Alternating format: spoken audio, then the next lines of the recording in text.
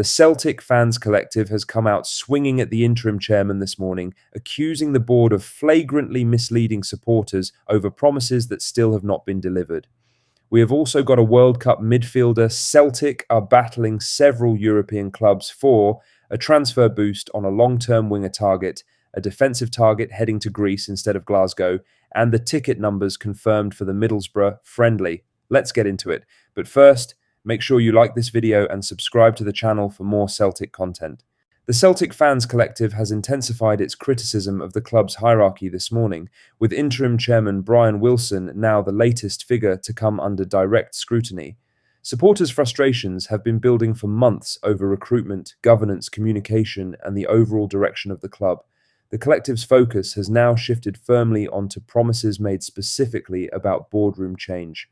Wilson stepped into the chairman's role on an interim basis following Peter Lawwell's departure at the start of the year, and 6 months on there is still no public indication of when a permanent appointment will be made.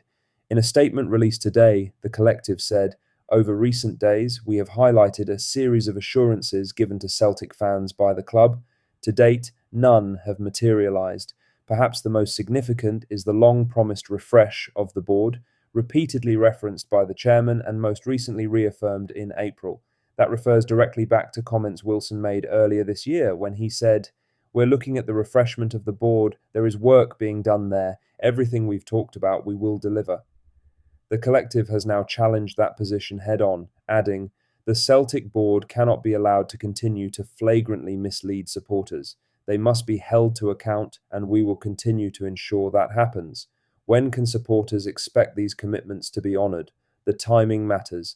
Preseason training begins this week. Martin O'Neill has only recently been confirmed as manager.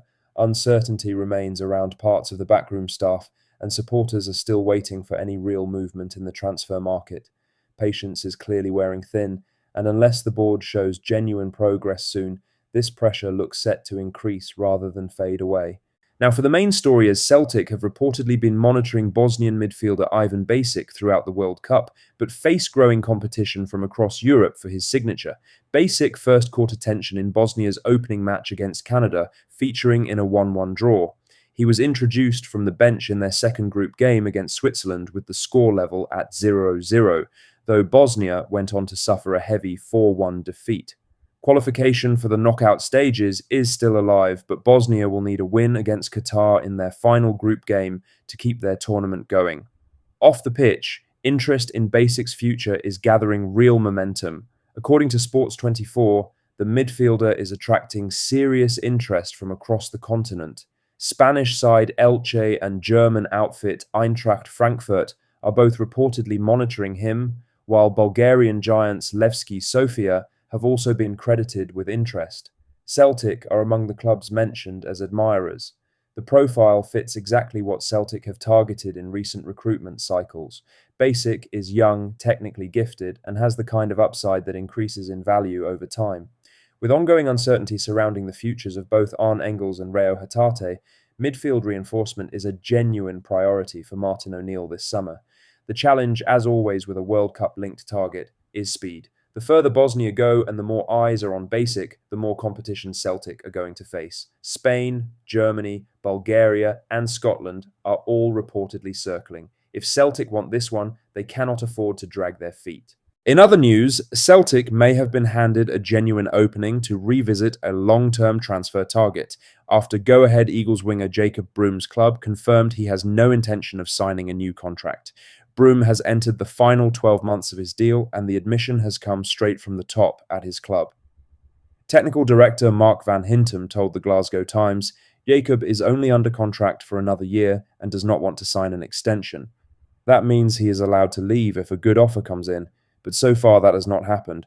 There is nothing concrete happening yet. That is a significant shift. Bruun was heavily linked with a move to Parkhead last summer, with Celtic believed to have explored a deal before talks failed to progress. At the time, Paul Tisdale was overseeing football operations, and reports suggested Celtic's valuation fell short of what was required. A year on, Tisdale has departed. Bruun has just 1 year left on his contract, and his club have now publicly confirmed he intends to leave. The 22-year-old enjoyed another productive season in the Eredivisie, recording 6 goals and 6 assists in 28 league appearances. His versatility and age profile fit the type of recruitment Celtic have favoured in recent years, and with Dyson Maeda continuing to attract interest from elsewhere, attacking reinforcements remain a clear priority. Preseason training begins on Friday, and Celtic have gone more than 4 weeks since lifting the Scottish Cup without a single signing. If Bruun is still genuinely a target, conditions may never be more favourable than they are right now. The player wants out, and his club are willing to sell. The only question is whether Celtic move. In other news, Celtic's reported interest in Sandefjord defender Zinedine Smilovic appears to be over before it really began, with Olympiacos now closing in on a deal for the Sweden under-21 international.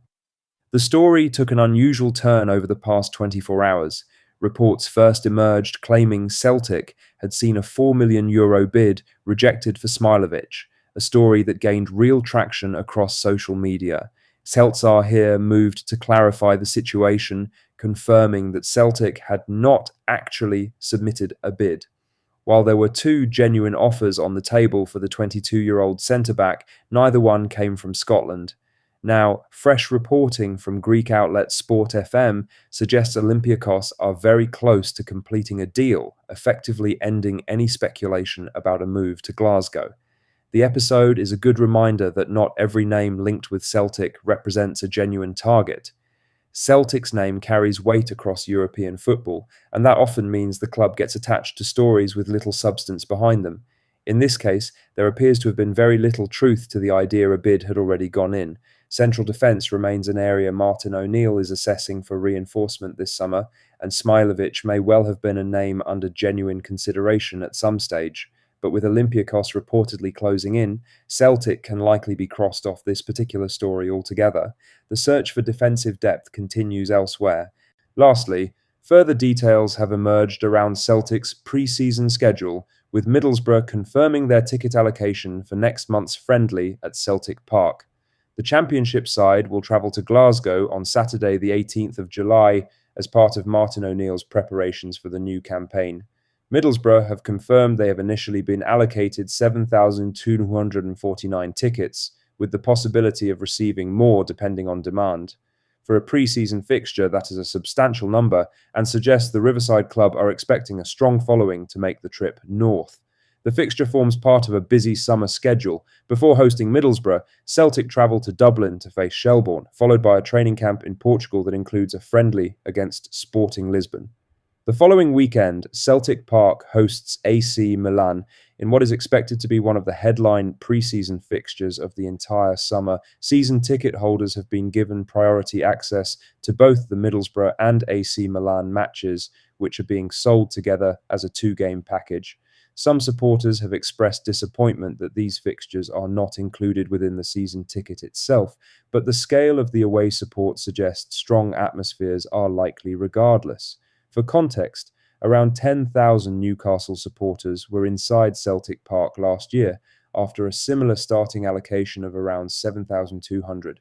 If demand continues at this level, Middlesbrough's travelling support could end up being one of the largest seen at Celtic Park outside of competitive fixtures in recent years. That's all the latest Celtic news for today. Make sure to hit that like button, subscribe if you haven't already, and drop a comment below with your thoughts. I'll see you in the next one. Hail, hail.